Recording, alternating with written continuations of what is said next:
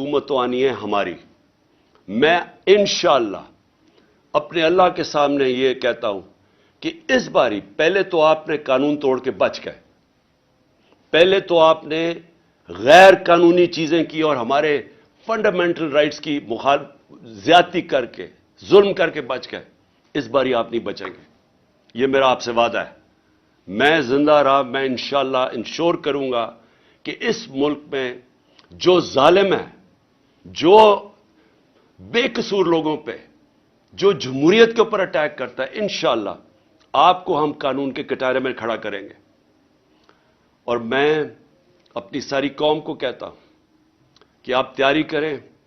अगर इन्होंने 90 दिन से आगे इलेक्शन किए तो उसके बाद सारी कौम को निकलना पड़ेगा।